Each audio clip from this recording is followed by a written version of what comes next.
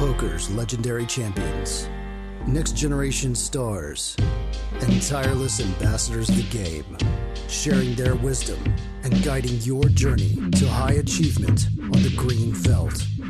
This is Chasing Poker Greatness with your host, Brad Wilson. Welcome, my friend, to another episode of the Chasing Poker Greatness podcast. As always, this is your host, the founder of ChasingPokerGreatness.com, Coach Brad Wilson. And if you've been wondering why I haven't been releasing as many episodes as normal, that's because we're dealing with this Thanksgiving thing, and then we got Christmas going. Oh yeah, and the WSOP has sucked all of the poker players in the entire universe into one location for a couple of months. So we've slowed down, we've taken a little break. My plan is that in January to fire back up on all cylinders, get things going in the way that they usually do. Today, my guest on CPG just took down the 1K Ladies Championship at this year's aforementioned WSOP to win her first of what I hope to be many gold bracelet, Lara Eisenberg. If you were to grab a pen and paper and start listing the qualities of high achievers, it's quite likely Lara would have all the qualities. Disciplined, she's a medicine doctor who's been practicing for over 20 years. Courageous, one of her all-time favorite hobbies is skydiving. Brilliant, in just a few moments, you'll be able to judge this quality for yourself. So in today's show with Lara, you're going to learn the story about the time she jumped out of a plane on a blind date and fell in love, Lara's origin story into the world of cards, a rundown of her recent WSOP victory, and much, much more. So now, without any further ado, it is my honor and privilege to bring to you a top-shelf poker player, an amazing human being, the one and only Dr. Lara Eisenberg.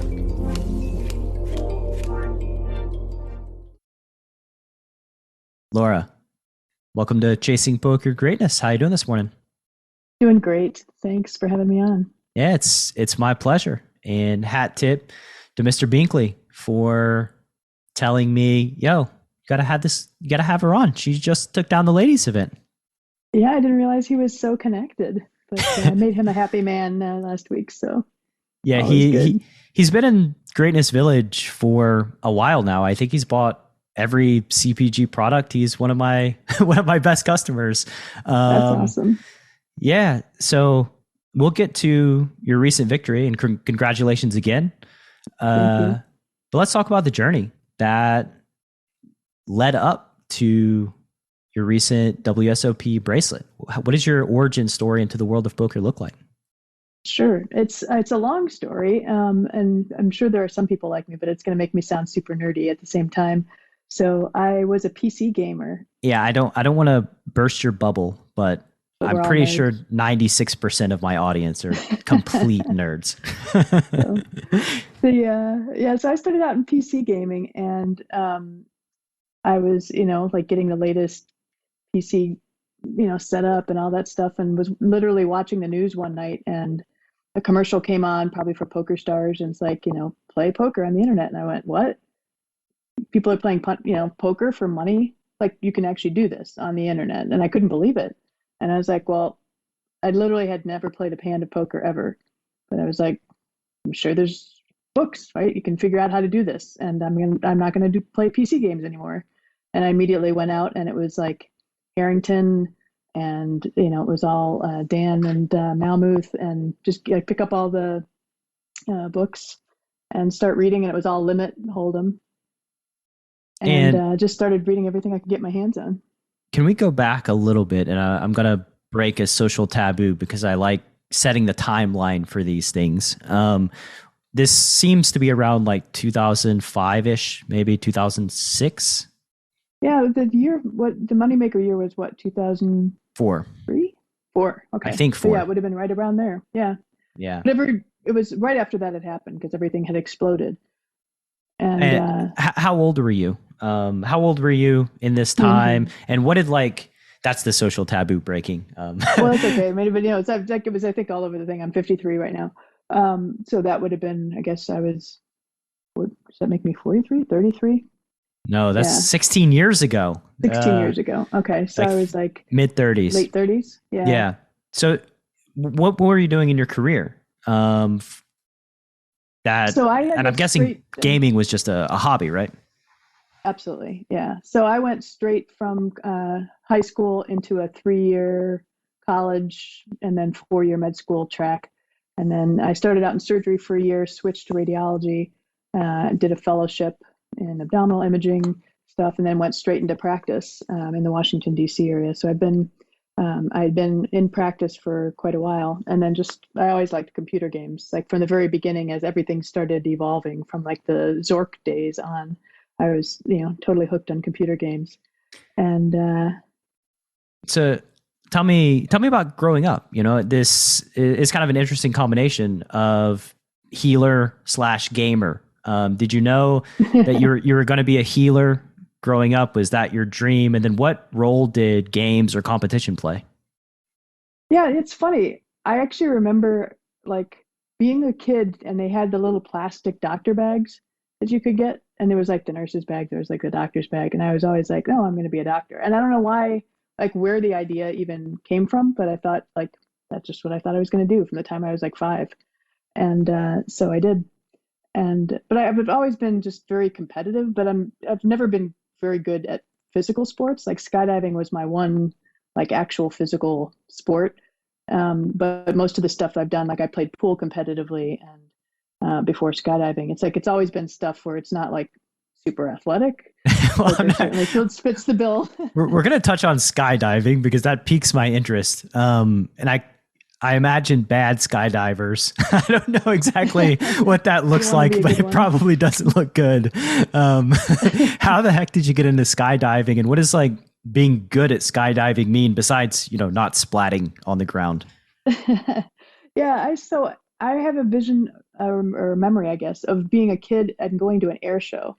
So it was probably the Golden Knights Army parachute team that was there doing some demonstration. And I just remember being a little kid, probably 5 or 6, and looking at that and just like being amazed and astounded that people were allowed to do that, that you were allowed to like fly in the sky and do that stuff. And I thought for sure I would do that someday. And I always knew that I would.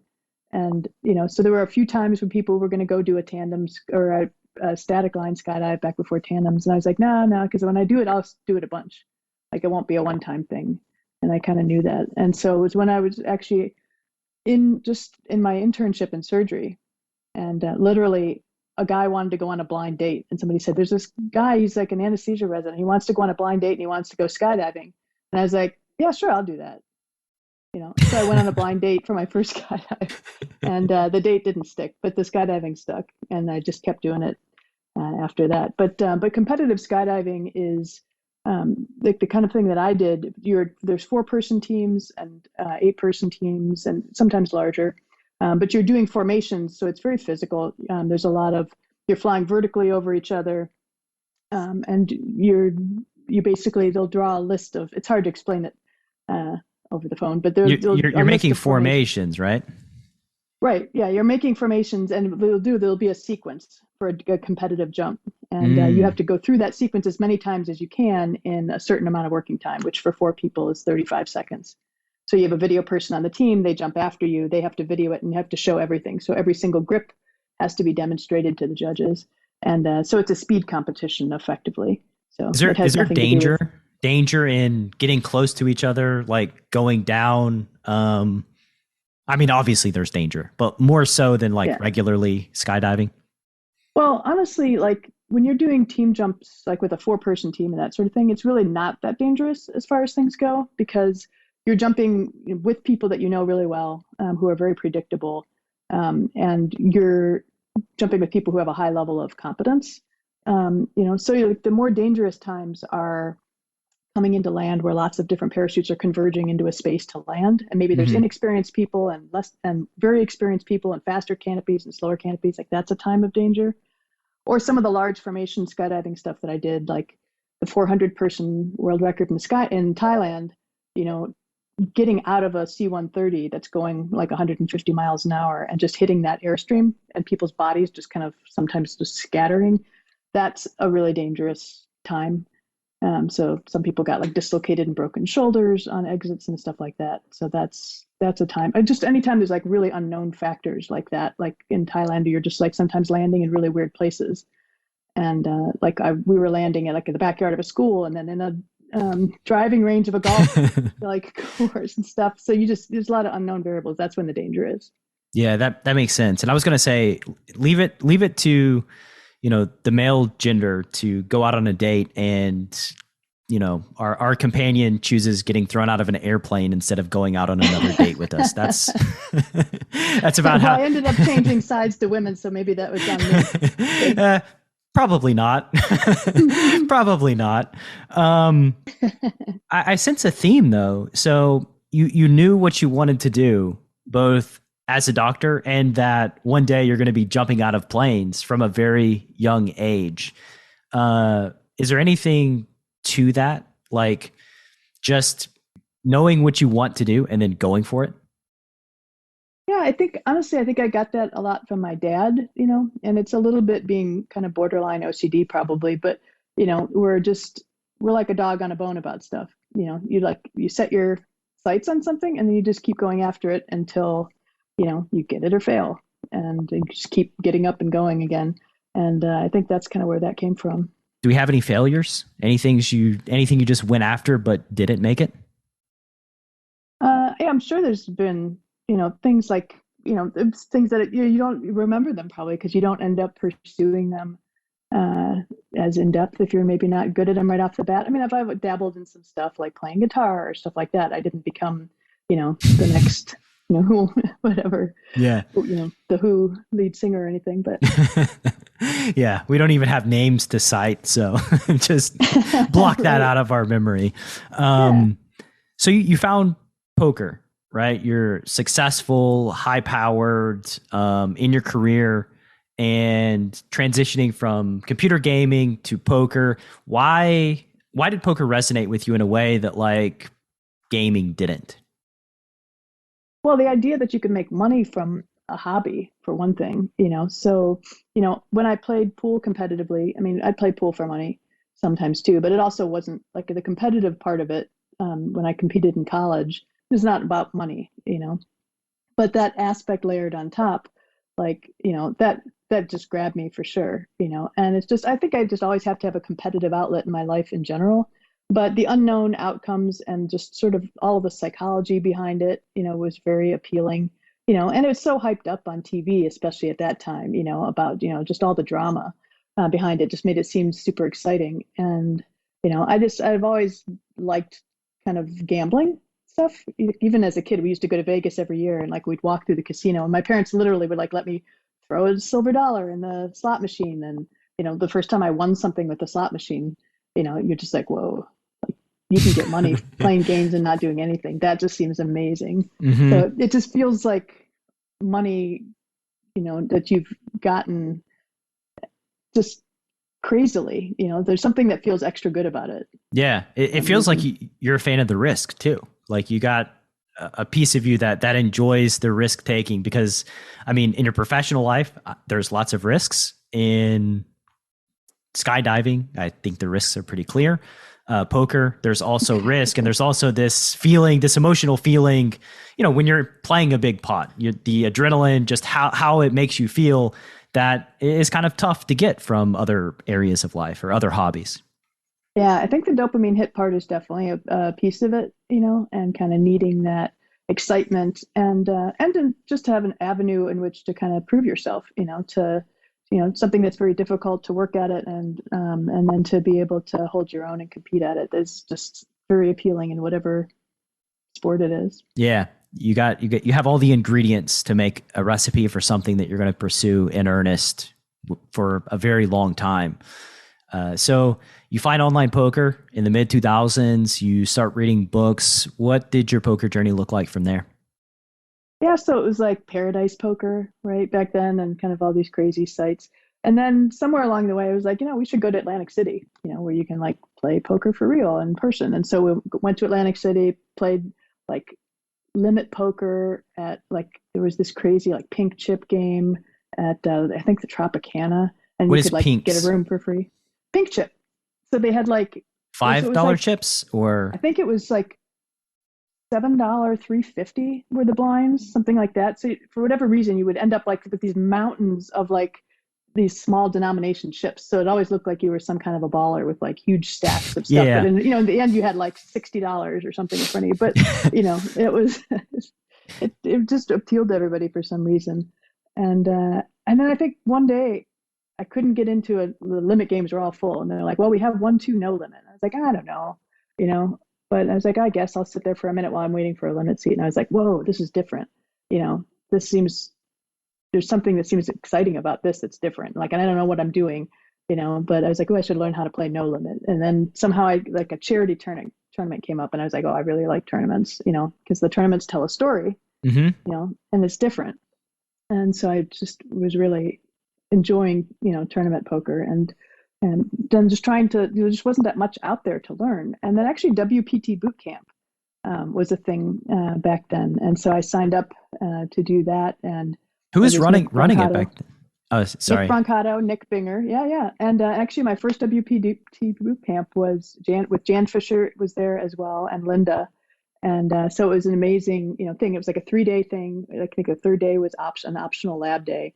And it was all this didactic stuff. And then you do like a sit and go at the end. It was actually one of the funny stories early on. Am I allowed to swear on your podcast? Yes, as much as you please. So we did a sit and go, and it got down to the last two of us, and it was me and this guy. And I was like, he seemed to be really passive. So I was like, I don't need to like try to blast this guy out of every pot. And I was like raising a little bit, and I didn't know what I was doing basically, but just kind of eking away a little at a time. And then Jan or Linda like went up and like whispered in the guy's ear, and then he started just like jamming all in on like left and right, and we ended up hitting it like on a coin flip, and he won. And came in the next day, and she said, it's clear that you've like been reading more books and doing things than anybody else in this class, and we were all interested to see how you were going to play. And I was like, oh, feeling really good about myself, as she said it. And she said, yeah, and you played like a fucking pussy. And I was like, oh my God. It was like, I guess Jan or Linda say that?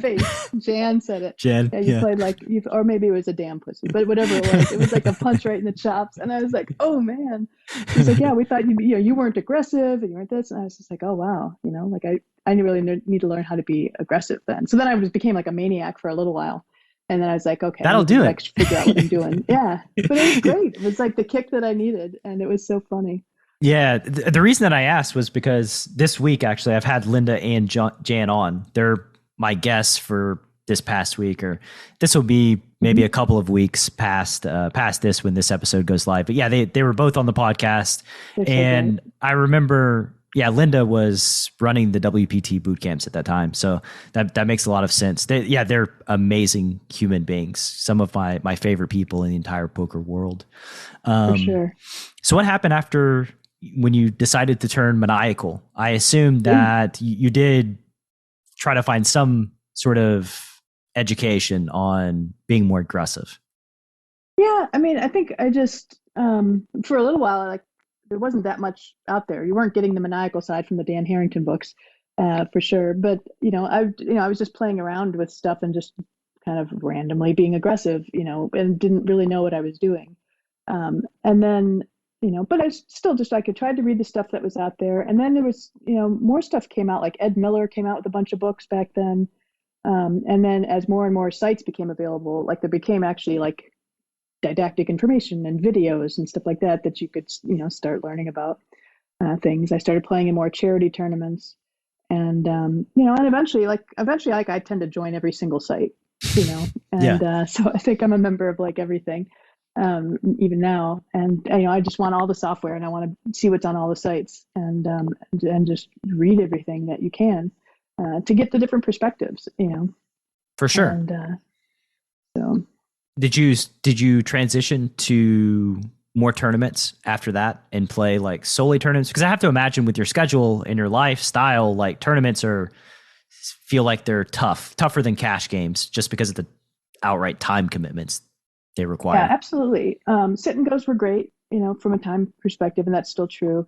And cash was still, the most time effective and the thing that made the most sense. I just wasn't that excited by cash. I just felt like it was always the same, And so when there was these charity tournaments that started up around DC, and they were actually pretty good money. So I started playing in those a bunch, and What do it you would mean just by be like one. pretty good money in the charity tournaments?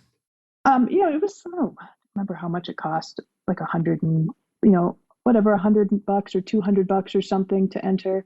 And then, if you win the thing, you were getting like 4 grand or 5 grand, which just seemed like a lot of money Yeah. at the time.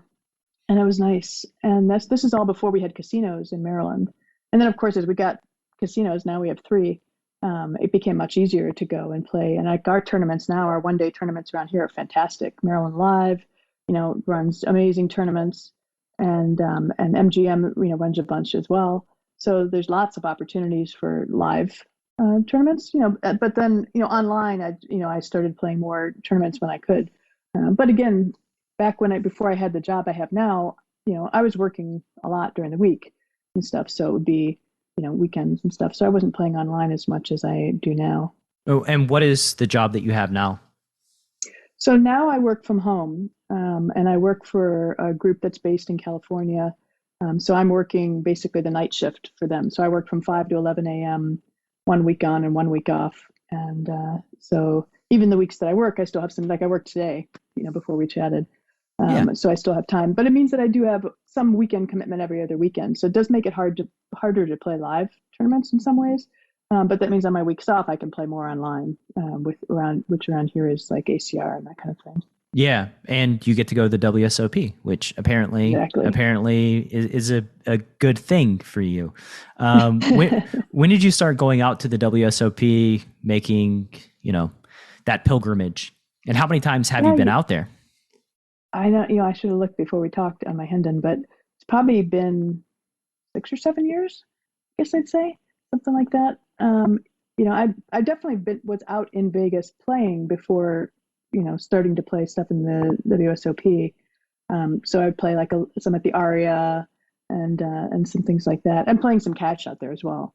But when I was first learning, but the WSOP has been probably, I guess, 6 or 7 years. Yeah. And then I've been going to, did some circuit things and stuff like that. So, yeah, I'm sure with your local casinos have some sort of thing go through there throughout the year. Yeah, well, and also Borgata, That's true. And then how far away is Borgata from Maryland? It's not bad. So like Atlantic City, you can drive up there in like 3 hours, 4 hours, somewhere in that time range. I like to take the subway, or not the subway, the train. You could take Amtrak to Philly, and then you switch over to this local thing. It's like a subway thing that gets you the rest of the way, and then you don't have to stress about anything. Leave whenever you need to. Yeah, nice. It's not bad at all. So when you decided to go out to the WSOP, tell me about your first experiences there. What was your goal? Just to compete and kind of see how you did? Yeah, it's funny. I think you never can really appreciate where you are in poker while you're at that point in poker. I don't think, you don't gain the perspective on it until you're past that point, so like I look back now at times where I felt like in the early couple of times that I went, where I felt like, oh, I was at the top of my game, which I was, but like I really had no idea what I was doing, and you look back at some of the stuff, or just even how you felt, like where you'd feel like, oh, something was really unfair, or he got so lucky, or just all these kind of things, and you're just like, this was just like a standard flip, now, and so your perspective on the stuff changes a lot. Yeah, you can't you can't see your blind spots, else they wouldn't be called blind spots, until you reconcile them, and then you notice them in hindsight. But when you're in the present moment, you just don't know what you don't know, and that makes, especially poker, a game where the feedback mechanism is very distorted. It makes progression quite difficult, and identifying blind spots quite difficult, because we don't always get punished for bad decisions, and we don't always get rewarded for good decisions either.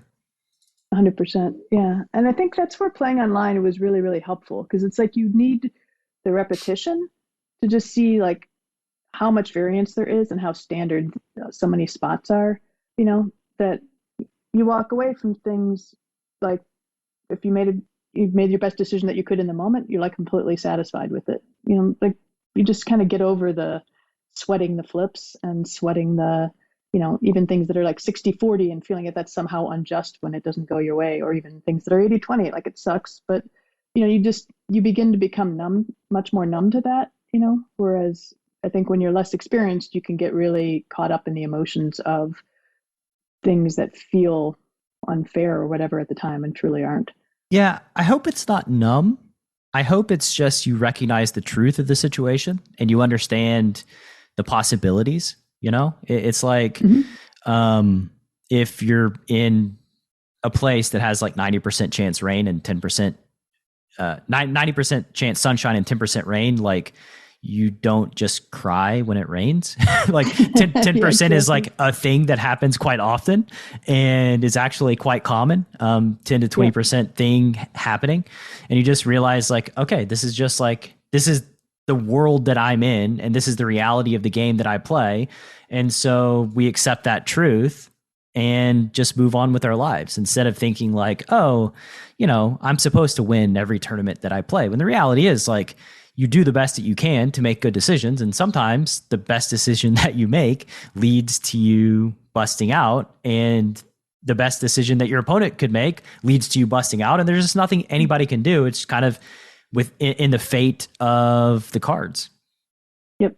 Yeah, exactly. And I think, and it's not numb as in like you aren't having any emotion at all. But I do think that it's good to try to get to a point where those swings aren't so great. Because I think that makes it hard to play long term, when you're like on this crazy emotional roller coaster of things, and, I try very hard to not have great expectations, certainly in any one given tournament, like in this women's tournament. I mean, I went in least amount in chips, but my goal at that point, Mike, I don't make goals that are, things that you really can't control, like win a bracelet or things like that anyway, but you have like your bucket list things. And my bucket list thing at that point was like final table a major tournament, and so walking into that tournament, I just felt like I'm free rolling, like I accomplished what my bucket list goal would have been, and anything else that happens is just icing on the cake, and zero expectations. Not expectations that I will ladder up, and not expectations of anything. And if whatever happens, then you're fine with it, And it's easier to do as the short stack. Yeah. Less expectations when you're the shorty coming in. It's harder to go in some ways as the big stack, even especially if you're like a big stack by like a large margin. It's like everybody has like all these expectations that you're going to guarantee to win it. And we've all been there and had it not happen, but it's very difficult in that moment to not feel this sense of loss when you're no longer the chip leader. That's a really hard thing, Yeah. And I think it ties into, what we were talking about being numb, not really being numb, but so I run a program a couple times a year called the Elite Program. And one of the things we focus on the performance and mental game side of poker is recovery. So in my mind, everything is recovery. It's the root of high performance. And when you're inexperienced, you tend to not recover very quickly from these catastrophic moments. But as you gain experience, you still feel the emotions. You still feel the agony of defeat, but you're just able to recover much faster and much more efficiently than you otherwise would, right? And, recovery is a return to something.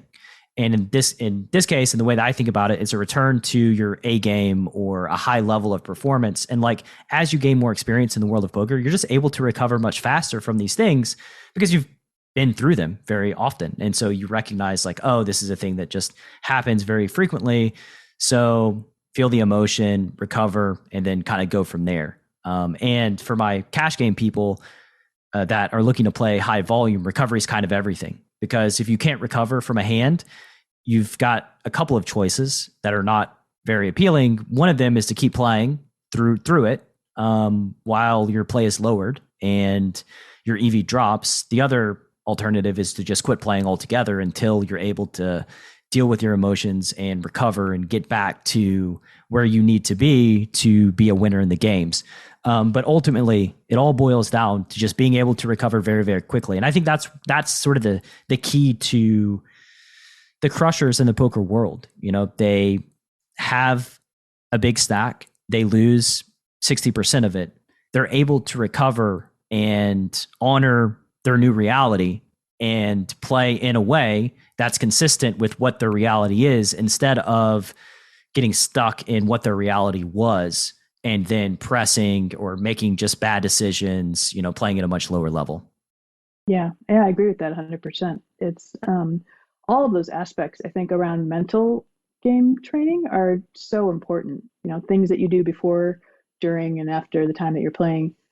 You know, I've spent a lot of time working with Elliot Rowe over the years, and his A Game Masterclass really focuses on a lot of that stuff about basically having a system and doing all these things to optimize. Because I look at myself and I'm like, all right, I'm working full time, you know, and the time that I have to put in to study, to do sims, to do all these other things it should be somewhat more limited than somebody who's playing full time. You know, maybe not, arguably, but you know, how do I try to minimize the distance between myself and the people that, you know, are better than me, you know? And it's, you know, what are the easy edges that I can take? You know, can I, you know, or what are the things that I can do that I should be doing anyway, whether it's, you know, staying in shape, you know, having a good diet, sleeping, you know, any of those other things that are super plus EV, but they actually don't really, you know, they don't even take more time than what you should be doing with your normal life anyway. Those things all should be in order. For sure. You know, and on the technical side, I think for folks like yourself, like getting a coach, getting somebody that's able to expedite the learning process is pretty essential, because like you said, you have limited time. And so you need to maximize your available time, and you can invest resources, financial resources, into doing so. And coach is something that will take you maybe 2 years to identify on your own. That's a blind spot. A coach can recognize very quickly and point it out, and you can start plugging those leaks much more effectively, much more efficiently. When you have a very limited time to put in, like you said, you've got a full-time job. I mean, running sims takes a lot of time and energy. Study takes a lot of time and energy, and there's only so many hours in the day. Totally agree. Yeah. And that's why, like, so working with Ape Styles one-on-one has been amazing. And then also just, you know, being part of BBZ, like those seminars, like, you know, we'll have a seminar where, you know, they've run a whole bunch of different sims, you know, so without taking any additional time on my own in a 1 hour session, you know, I can have, you know, and not only that, but also have somebody who's at a much higher level than me explaining the thought process behind everything that they're thinking about a spot, you know, and you just hear that over and over and over again, and you begin to internalize, you know, a lot of that stuff over time. And, you know, so it's incredibly, you know, it is time consuming to go through a lot of seminars in a week because there's lots of them in BBC, but it's great. You know, from the training and coaching side of it, I can say that like all webinars, all training material, it goes through a refining process, and the final part is the webinar itself and the information that is most impactful. And so whenever you do consume a webinar, you're really consuming somebody taking, you know, 10 to 20 hours compiling information, looking at data, running sims, and trying to organize it in a way that people can learn from it and both execute it at the tables at the same time. And that's just a very painstaking process that, like, unless you go through it on your own, it's hard to see from the user or customer standpoint how much time and effort and care goes into creating one of these things. But you're just getting concentrated hours from someone in 1 hour, which obviously is pretty beneficial at the end of the day. Yeah, I agree. And I think that, you know, there's things like, I think the products that you have, and like Jonathan Little has a tournament masterclass and a lot of his other things that are like that, you know, where they've really taken a ton of time offline to like synthesize and come up, you know, with a way of delivering, you know, materials. And some of the products that are in BBZ are similar. And then like our seminars, some of the things, you know, we're like kind of talking and brainstorming in real time and just, you know, like in, you know, reviewing some of them. And that stuff is super valuable as well. Because like, to me, hearing, it really is a fast track to hear somebody like Jordan going through like, here, you know, here's what I'm thinking in this spot. and you're like, oh wow, and there's like 8 different things that you weren't considering and even thinking about, but then you begin to see that in other hands, and you hear it over and over again, and that begins to train your own thinking to a higher level. Yeah, you're immersing yourself in the culture of winning high-level poker players. And, it's like you want to learn a language really quick. Well, just move to the location and immerse yourself in the culture and the language. And that's like the best way to learn the language. Exactly. Poker is the same. So let's go back to WSOP now. And let's talk about, what were your plans this year? What are your plans for the past 5 or 6 years? Any expectations? I guess you don't have many expectations that you set for yourself, because smartly you deal with it in a process-oriented, systematic way, which I think yields more long-term results than, goals that are focused on like winning a bracelet, because that's totally arbitrary. Like it's just a thing. Like 100%. you can play the best poker of your life for 20 years straight and not win a bracelet, and that's just the reality of and nature of variance. So control the controllables. But yeah, exactly. So so many things have to go right just randomly to win a tournament of whatever it is, no matter who you are. Yeah. Well, your name firstly has to be Ali Imsurovic. I think that's the prerequisite. Exactly. But yeah, for me, like going to the WSOP, mostly I just wanted to try to play the best that I could, as I was first, starting to, to show up and go to events, the first main event, I really just wanted to make, if I could make day 2, like everybody, things, and I've never cashed the main event. I've played it I think 4 now, or maybe even 5 times. What is the best you could do look like?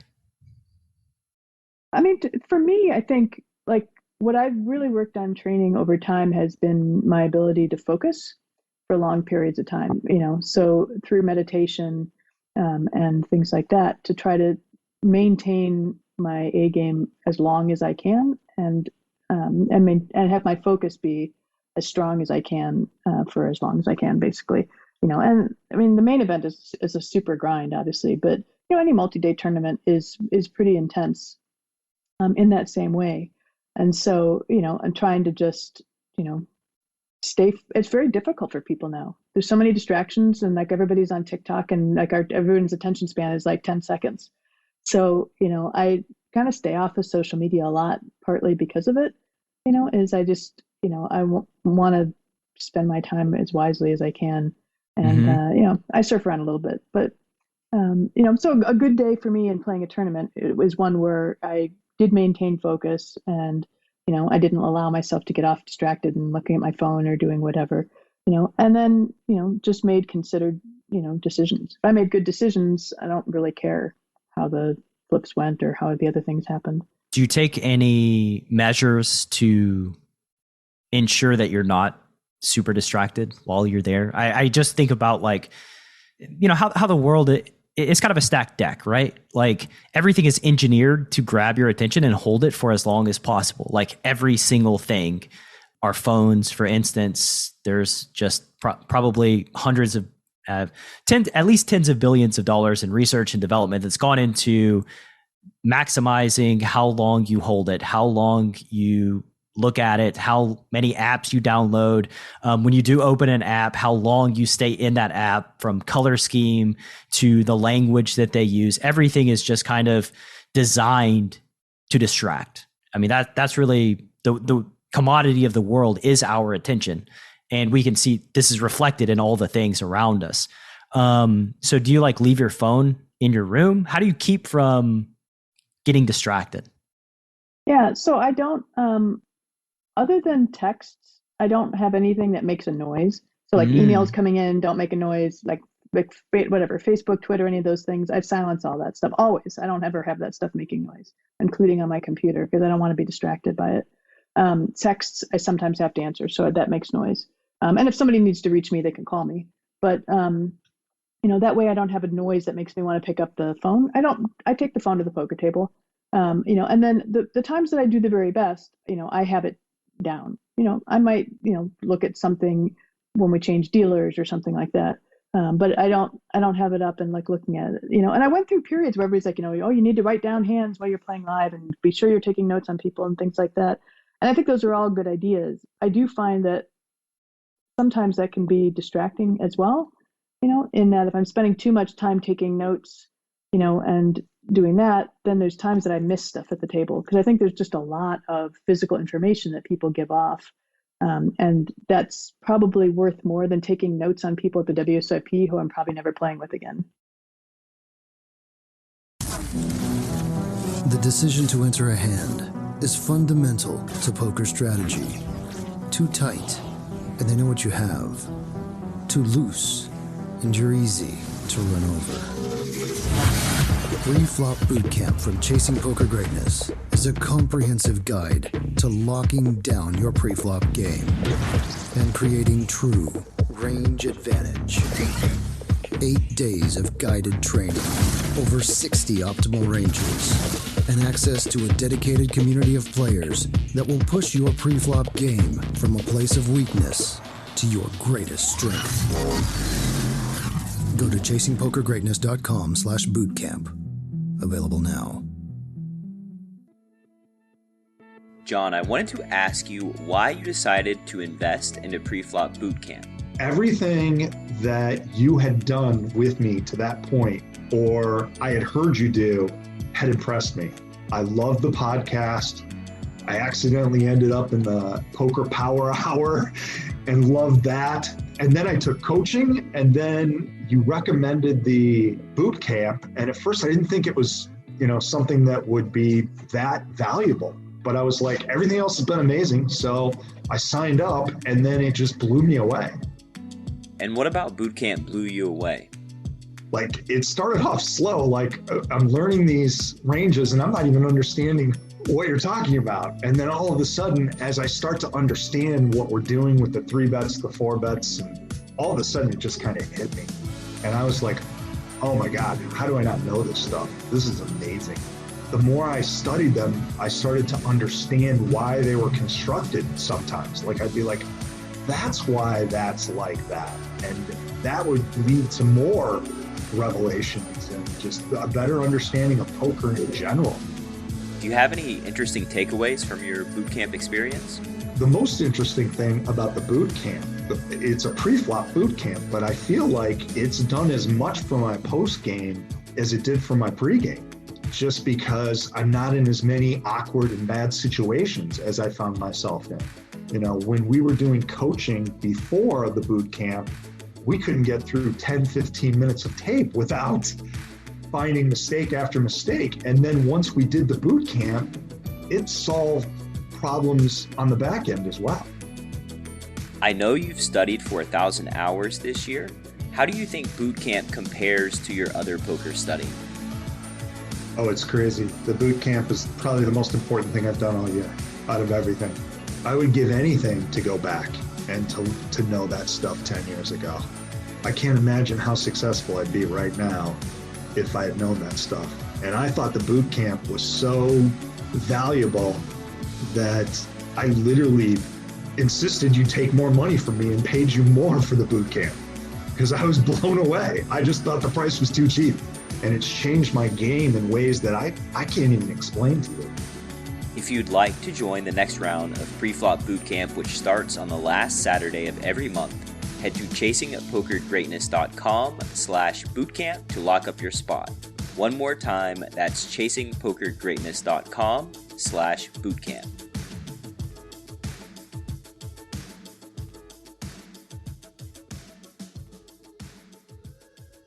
Yeah, task switching is a dangerous game.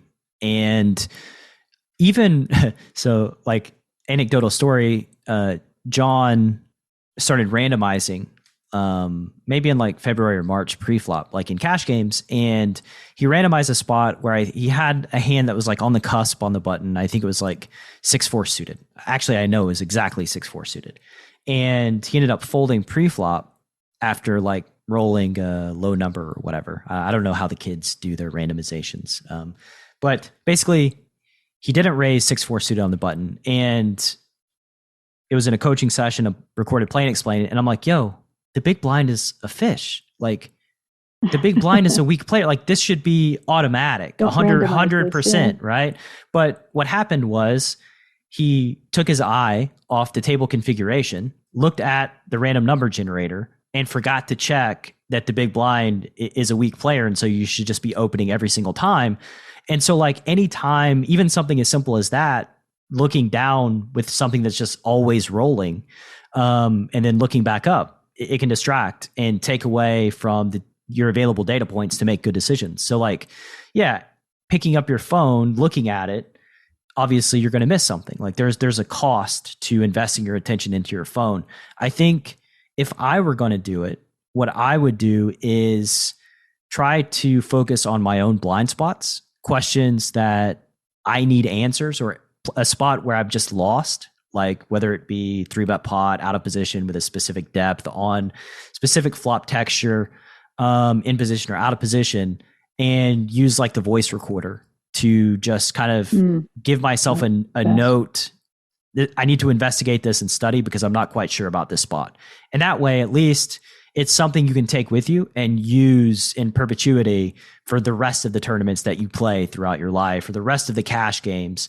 It's more of a leak finding exercise than like taking notes on specific players. But I mean, the reality is you could bust in the next 5 minutes and it could be totally pointless. You could bust you could bust by missing a data point while you're taking a note that costs you the entire tournament. And then that note is just totally useless for the rest of time. Right. Or exactly. You could spend time taking notes, miss data points, and your table could just break. And then where are you? Right. Like, that's right. You know? But so your goal, focus, play well at the WSOP, just, give it hell. Tell me your experience leading up to this year. What was your experience like in past WSOPs? And then, let's talk about the most recent WSOP.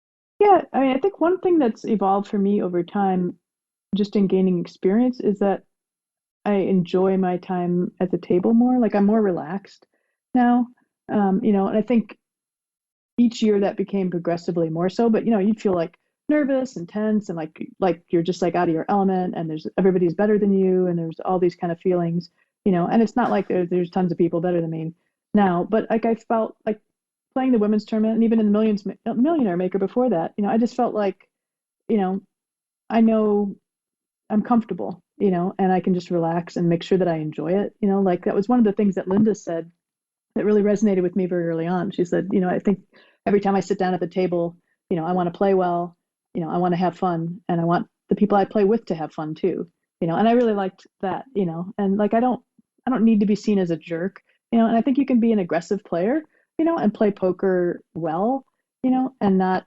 you don't have to be a jerk in order to do that too. There's people that are going to take things that way no matter what you do, but I'd just rather be, enjoying myself and having fun in the process. And I really felt like that this time at the WSOP. So I played this 1 week with the intention to play the Millionaire Maker as far as I made it. If I busted in the time frame that made sense, I'd play the women's. If I busted the women's, there's a 2-day WSOP event. So it was going to be Millionaire Maker, women's 2-day event. So I sold some action to a couple of people, including your friend and mine. And so it's just said for whatever I do this week, so like I ended up playing like one of the daily deep stacks when I busted the Millionaire Maker, and like that was just in there. But it ended up just being, really the 2 WSOP events, basically, the way the week worked out. So, and then. So when you fired up the ladies event, how many runners were there?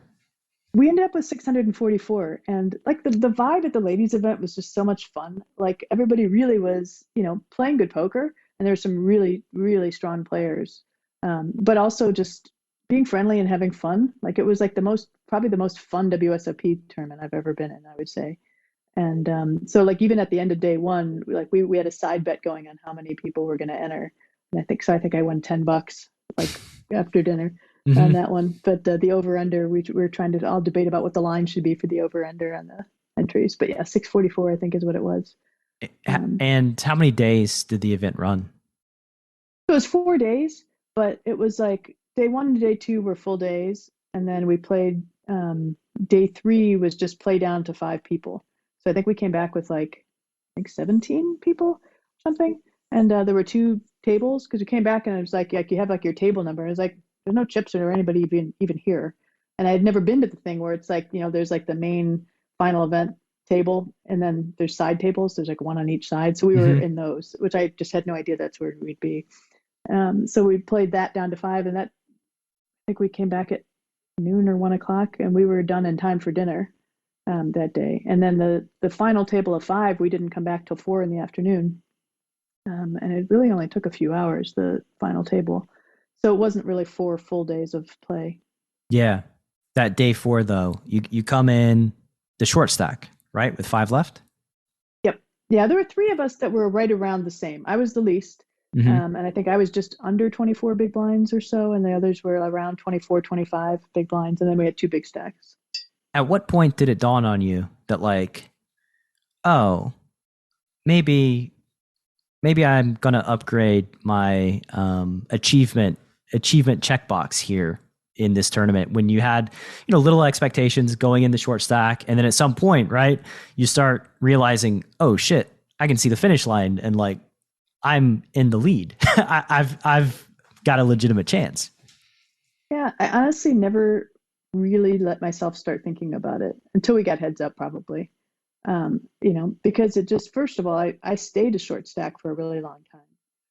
I ended up obviously in a critical hand where I doubled up, where I had ace king, which I still have to go back and run it. I think the way I played it, it worked out great for me, but I think it probably was not the optimal way to have played it. Well, we can't leave that, leave the hand, the listener thinking about the hand. So let's break it down. Yeah. So there were 4 of us left. And the woman with the short stack who was on the cutoff, I believe, raised, and I had eyeballed her stack either incorrectly or else on the stream they calculated incorrectly, but I think that theirs may be accurate. I thought she had about 13 bigs. They put her as 15, which may be true, but she min raised the cutoff and has generally been fairly tight. And so I thought, I felt like this was going to be a quite strong range the time that she did it, which I had ace king off and I was completely fine getting it in with her, whatever she had. And frankly, I'm fine, obviously, at the end, getting it in with whatever. But I decided to just 3-bet her rather than shove. And part of the reason for that was just thinking that, number one, I wanted Aoki, who was the chip leader, out of the pot. Obviously, I'm not going to call. And I also wanted the initial raiser to possibly get it in with hands like ace queen or ace jack off of her short stack and not just blast those out of the pot and only end up with the very top of her range. So she min raised, which I think was to 160, 160,000. I made it 400, and I had about 26 big blinds or so at the time. And then Aoki shoved. So, which I think she had ace queen off, which I think in her position is a good move. You can debate like what you think the different ranges are there if I'm making my move lighter.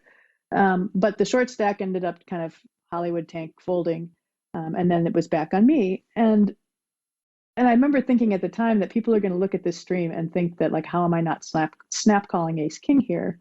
But that it actually was still a very difficult spot, that I had kind of basically created for myself.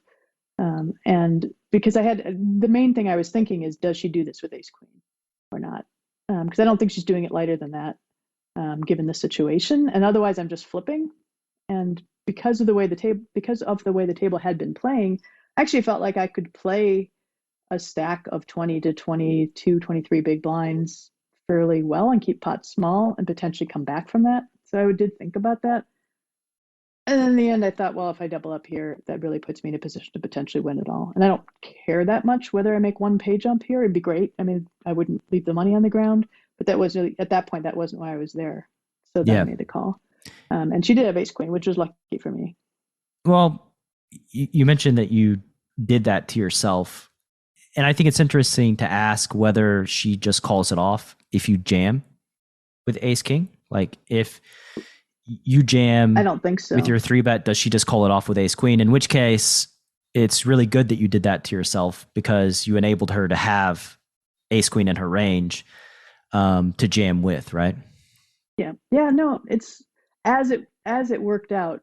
It ended up being optimal with the exact hand that she had. But she could do the very same thing with like eights plus. Sure. But she's probably calling. Does she call all in with eights plus? I guess. What's the all in call range? It's hard to know if you just jam. And the problem is the original Razor had been playing fairly snugly. Yeah. And so why put your, it's sort of different. Like it's, when we sit and we review these tournaments of people that are like the very top crushers in the game who are taking every possible edge and they're playing, very close to GTO stuff. The ranges are different than what I feel like the ranges were here. And I think people are tighter in general at final tables as they should be. But the range makeup for less experienced players is significantly different than the range makeup for more experienced players. And typically, from what I've seen, at least on the cash game side, less experienced players open much tighter.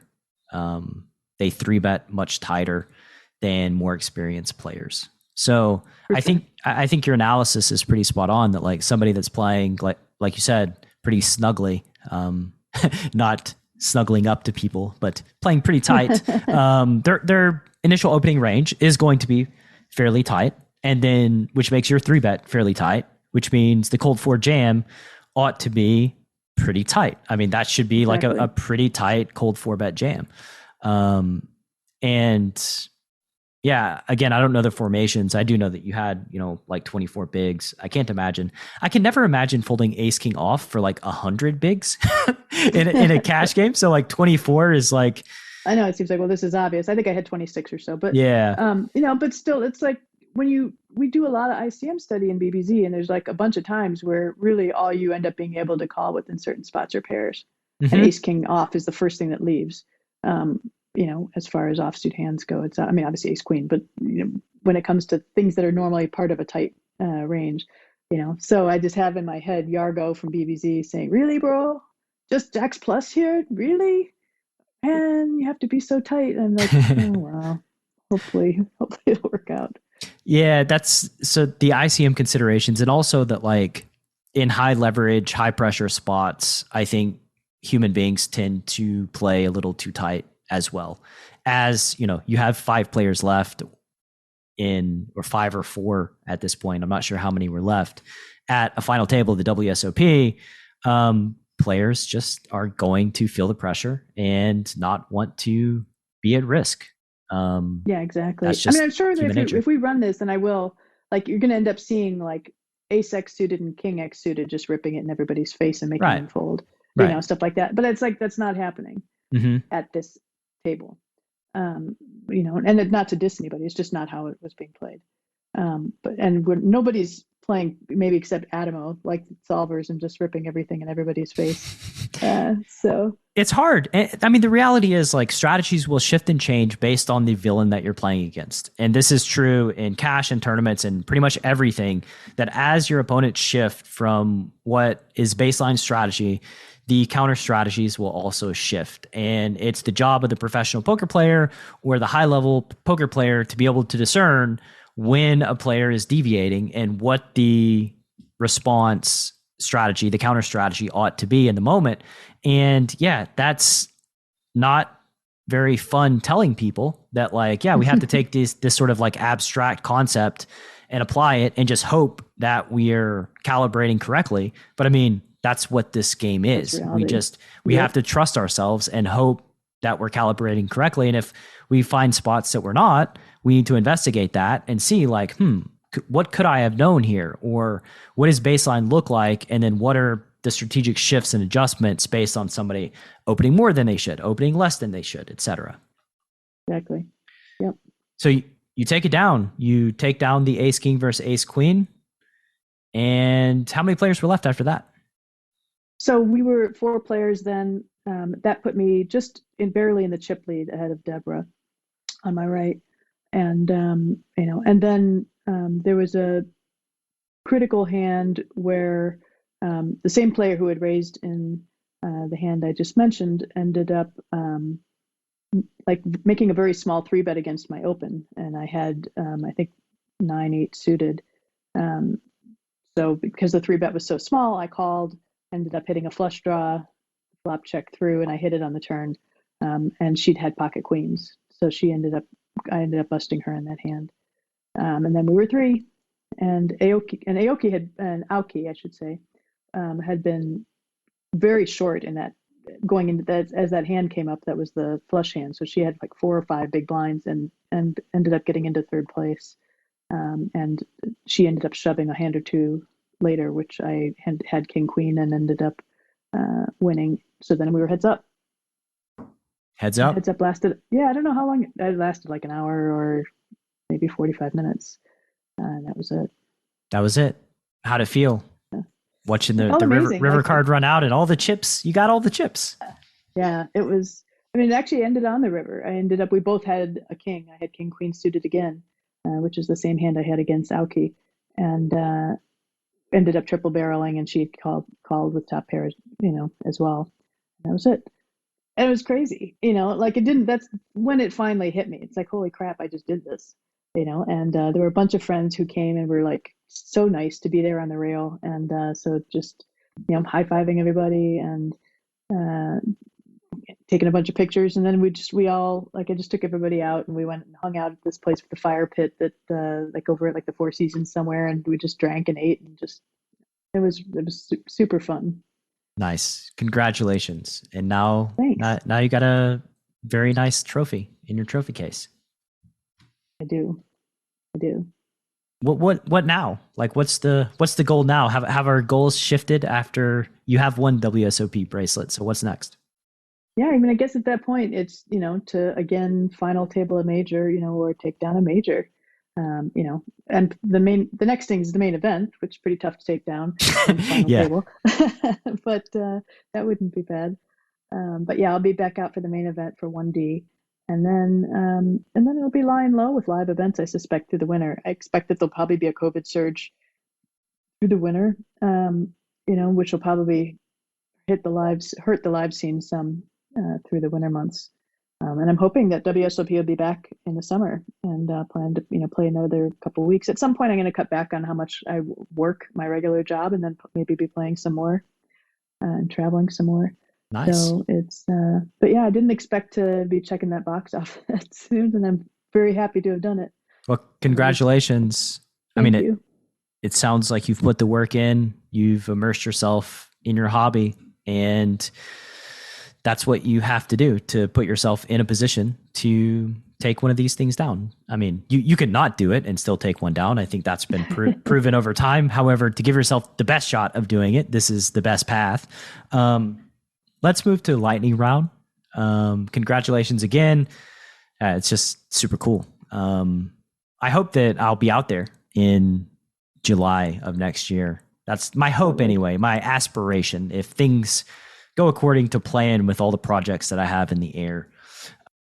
If you could gift all poker players one book to read, doesn't necessarily have to be about poker, what book do you gift? Ooh, that's a tricky one. Let me think about it while we do other questions. All right. If you could wave a magic wand, change one thing about poker, what would you change? I think just people feeling they need to be aggressive or mean to people. I mean, aggressive, fine, but like jerks to people, it seems like it's getting better over time, but there's just, like you don't need to get that edge. If people are doing it to get that edge and get people riled up, like just. I think they're doing it just because of lack of emotional self-control personally. Like they just can't. They're just like throwing a little tantrum like an 11-year-old at the poker table. Yeah, definitely could be. And I talked to Jan Fisher as well, like I said, and like her experience dealing throughout the 70s and 80s was like mortifying, horrifying. Had to be so much worse. horrifying. People chunking cards at like people's eyes, and I mean, just god awful things from people that we didn't really mention any names, but people that probably ought to know better, and people that are probably thought of as our heroes in this industry, just treating people horrifically, which I guess in a way makes me realize how far we've come. Like from those days of like, okay, people will throw tantrums and act like little children, but which is bad and inexcusable. But holy shit, back in the 70s and the 80s, it was like another world. So it's always good. Absolutely. Always good learning the progress, basically. Yeah, and that's true across like so many different things. Like, I mean, coming from medicine, medicine used to be absolutely horrific. I mean, just so abusive to people, especially in surgery where I started out. And I tend to take abuse fairly well. Maybe not physical abuse, but I haven't had any of that. But just mental abuse and people being jerks or whatnot. But it's not okay. And I think, why in surgery? That seems like a spot where you wouldn't want to be rankling or messing with someone. Surgery has always been sort of like the old boys club kind of part of medicine, and so it's always kind of been, it's the toughest, it's the hardest to get into, and all of that kind of thing.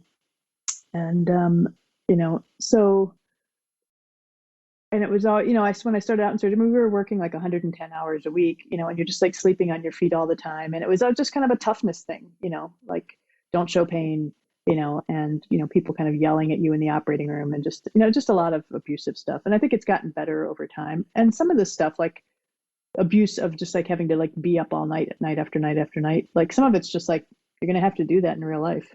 You can have, a time where you have like, a whole bunch of bad traumas, and the next night there's a whole bunch of bad traumas, and you're up for a bunch, and you need to be able to handle that and still be functional.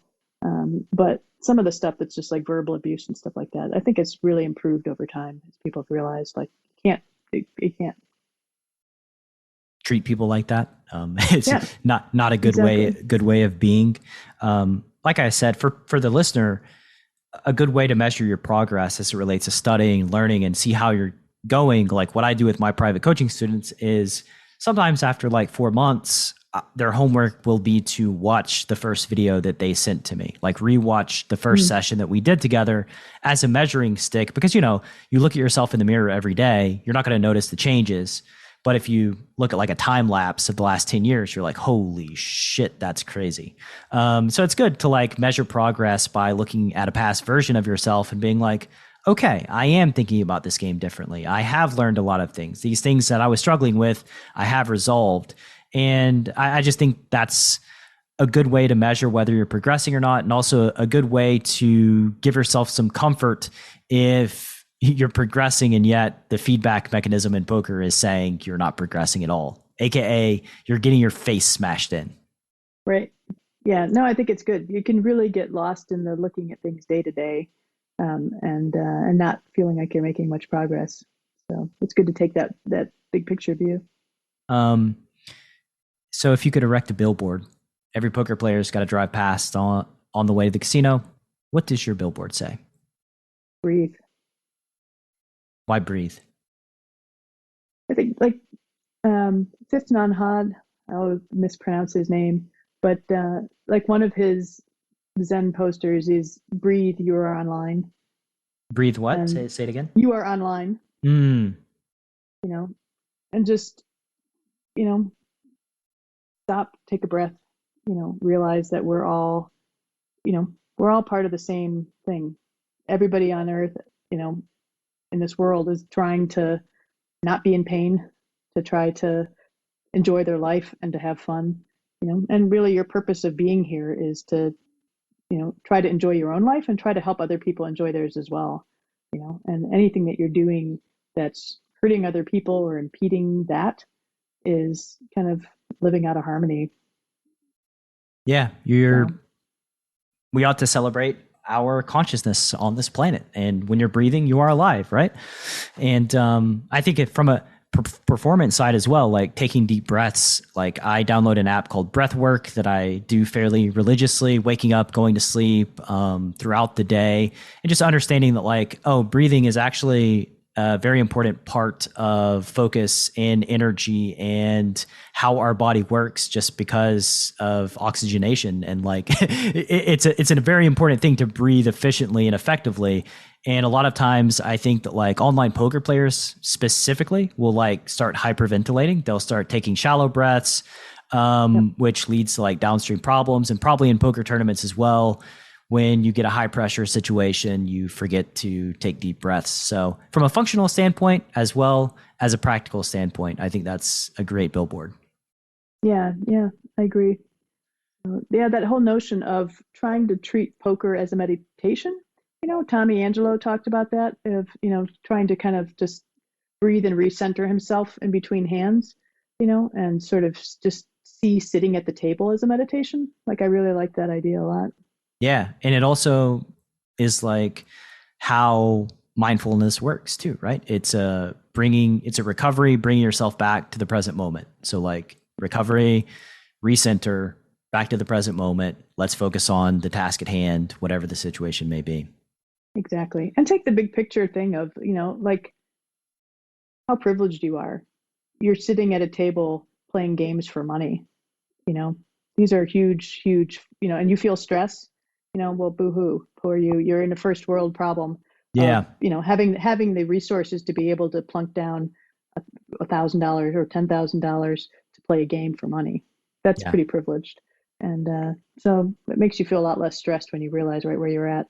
Yeah. And if you're thinking of having an emotional breakdown at the table because of a bad beat, also bear that in mind, that like just having the opportunity to be here is kind of a first world thing. So it shouldn't be the end of the world when you take a bad beat. You shouldn't treat your fellow man shittily, because life could be a lot worse.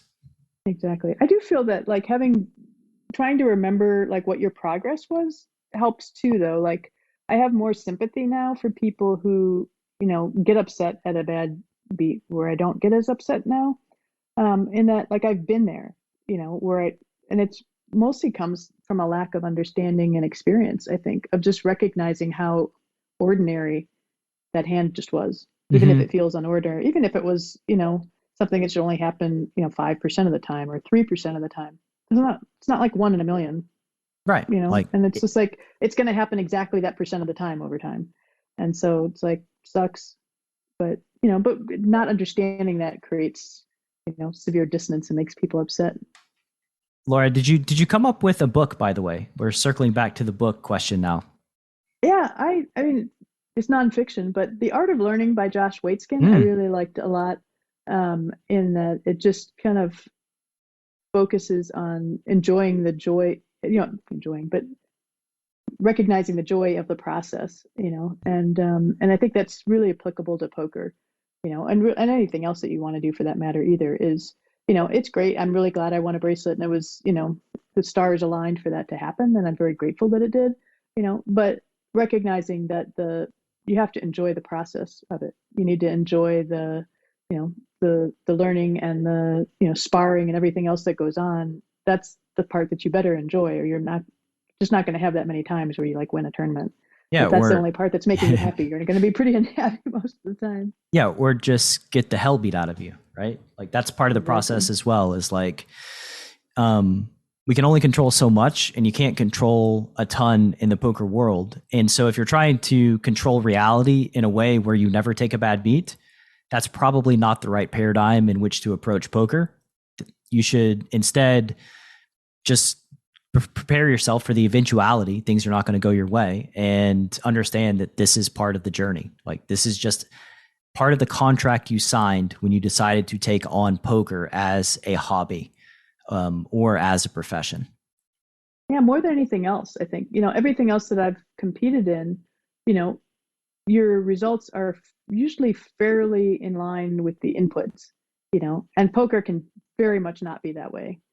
Where you can like play the best poker you played in your whole life and just like lose miserably, Sure. And it's just, that's just the nature of it for sure. And it's very different than most other things that way, but I think being able to see your own mistakes as opportunities, instead of beating yourself up over them, like making that transition was a really important one for me as well, because, then every session that you have, whether you made a bunch of mistakes or whether you played great, is a successful session, because you walk away with learning opportunities, and seeing that as a gift is really important.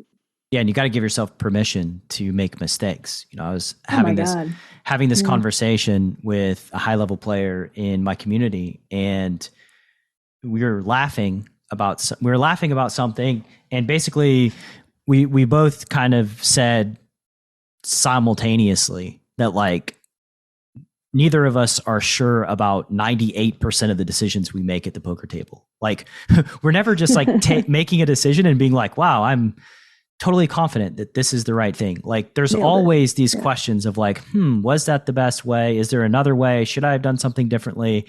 And I think that that's a very important recipe for high-level poker players. This notion that we found a good play. Is there a better play? Am I confident that this was the best play? Whether we win the pot or lose the pot or whatever the results may be, we're just putting those to the side and being like, how confident I am that, like, this is the best way to play this hand. Well, I'm not very confident in very, very often.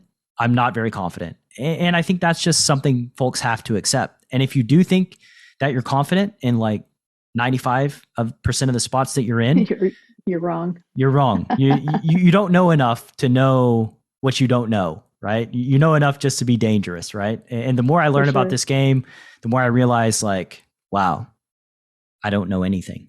Like, I know more than most all humans, and I feel like I don't know anything. And so when people feel like they have the answers, it's like an automatic red flag for me. Like, wait a minute, like, that's don't know.